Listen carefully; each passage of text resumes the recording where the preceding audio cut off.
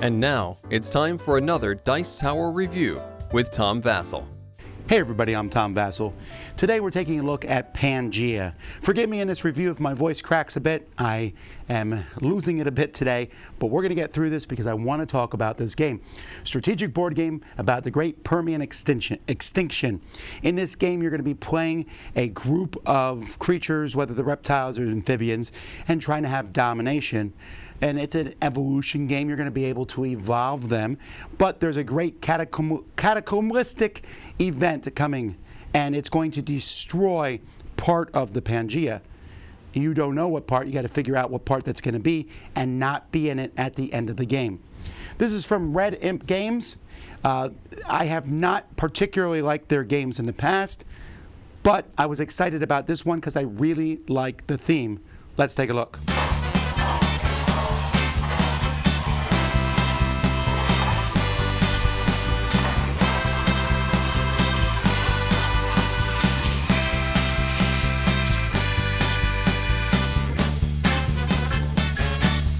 Please don't use this video as a way to learn the game. I'm just going over some basic principles.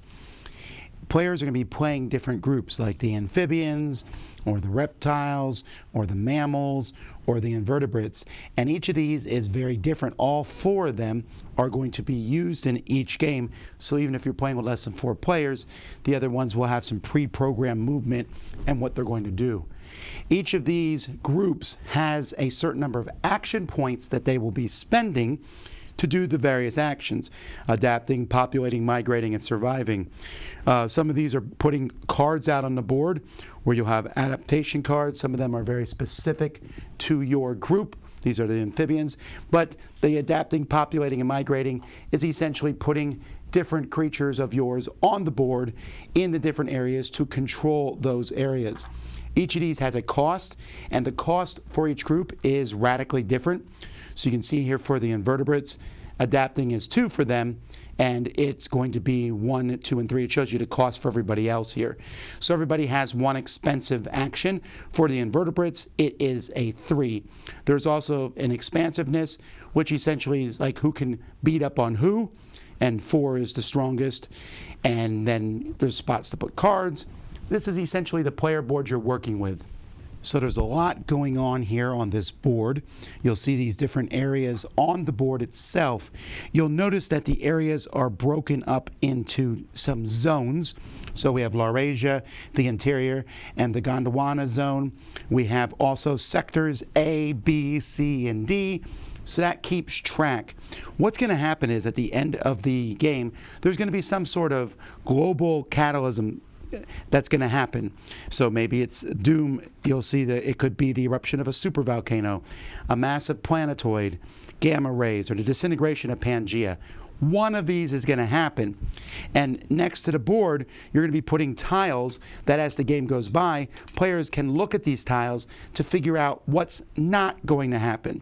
So if you look at the cataclysmic tiles, if I see, for example, the gamma rays, I know it's not gamma rays. If I see this sector C, I know it's not in sector C. So it's almost like a deduction game, trying to figure out where the supervolcano is going to erupt and make sure your people aren't in there at the end of the game. The game is going to take place over multiple epochs, and at the end of the game, you're going to be getting domination points throughout the game for various reasons, for checking out the tiles that are next to the board and so on. But at the end of the game, you cannot win if you do not have any of your creatures on the board. You have to have at least a creature on the board and the most dominance points. And based on the supervolcano or whatever it might be, you could have everyone die, in which case someone else would win. So I told you about the 4 basic actions. Populate is essentially putting out people on the board, putting new ones on the board. Migrating is either moving to different regions, and you'll notice there's different arrows talking about the regions you can go to. Sometimes there's things that prevent you from going to a region, but you can also go up in a region and become more dominant in that region. Regions also can only have a certain number of creatures in them based on what era it is. Then there is the adapt, which is where you will be going through the different cards. You'll be drawing from, again, you have cards that are specific to you, and then there's other cards that pretty much anybody can use, adaptation cards, and there's all sorts of different things here. You see venomous and predator and new species and relentless and scavenger. And these, like for example, scavenger says, in the survival phase, this animal does not suffer any hunger penalty, so it doesn't need to eat. Whenever a hunger marker is placed in this animal's region, score 1 dominant point. And hunger is going to happen when there's more creatures in an area than should be in that area. And you can attack other creatures also. And then survive, the fourth action, is essentially looking at the tiles that would be next to the board.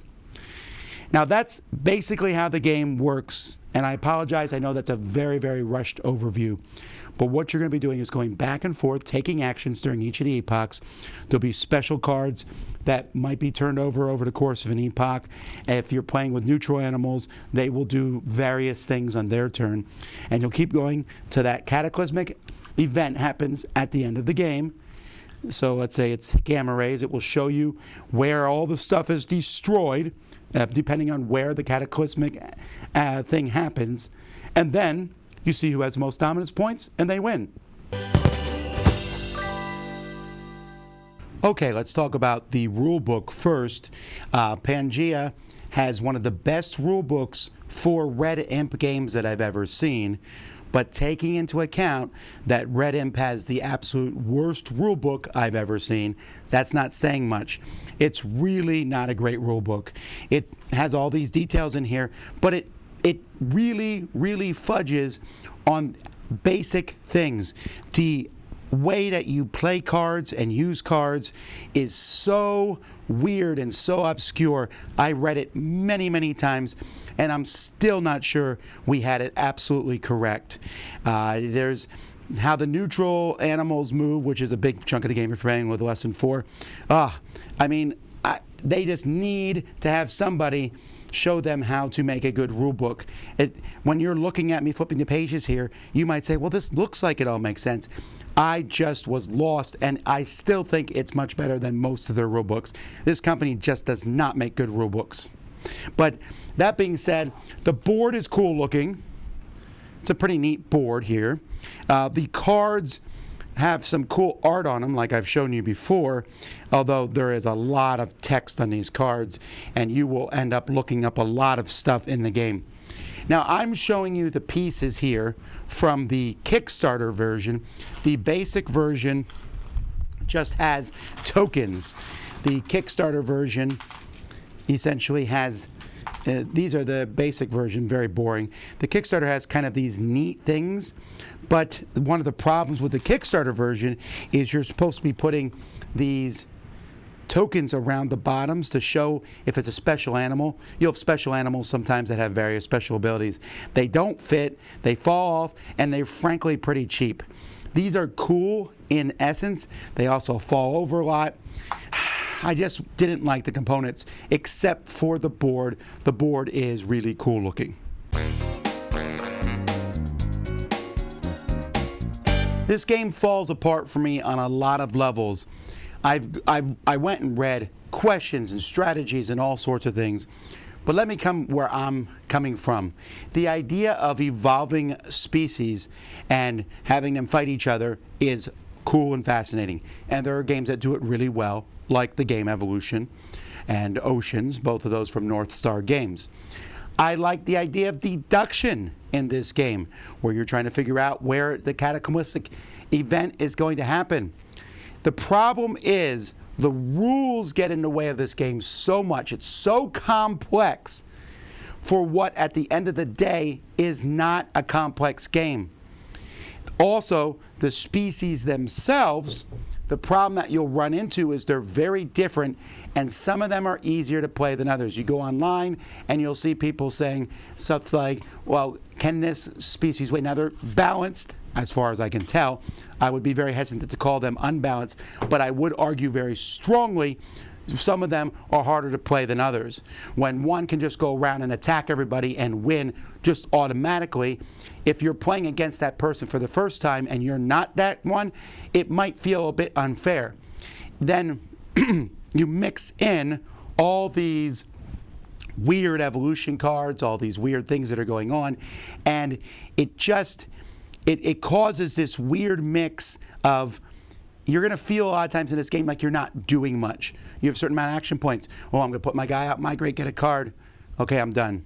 And you don't really feel like you're doing anything. It's a game that has area control. It's a game that has deduction. It's a game that has all these different things, but none of them are done really well.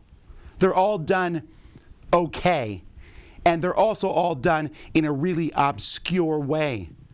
Why should I put forth all this time and energy into figuring out this rule book and all this to come out with a game that feels half-baked? Now, to be clear, I'm not saying the game is half-baked.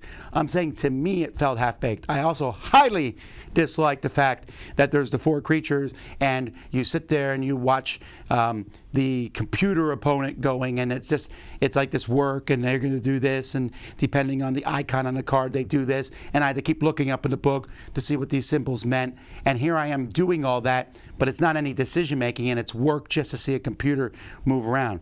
And it felt like the effort I might put into a solo game. And so I would not recommend this game at all with less than 4 players because of that. A lack of satisfaction. And the deduction part, I was so fascinated by that. Like, ooh, I'm going to figure out where the super volcano is and stuff. And so I can just make sure that I'm not in that area and check those out. But sometimes you check it out, you're like, oh, I see where it's going to be, and I already have my guys there. I don't think I'm going to be able to move them to another spot. I'm not going to be able to get them out in time anyway. But at least I deducted it. Yay! Deduced, sorry. Just overall, this game felt messy and sloppy to me. It's bothersome. This is the opposite of what I would consider to be a streamlined game. This is the kind of game where there's all these cards, and like I said, the rules didn't help at all. And it feels like it should be interesting, where when you play it, you're like, I want to be this species. I want to be the reptiles this time. We're going to try something else out. But it never came across that way. And there's so much, what does that card do? You said, what does that do? What does that do? What does that do? And now I'll move my piece 1, and I'm done. Rules heaviness has to match game satisfaction. And it's way out of sync, at least for me, with Pangea. There are people who really enjoy it online. Unfortunately, I'm not one of them. I'm Tom Vasel. We'll see you next time. Dice Tower Judgment, too much work, not enough fun.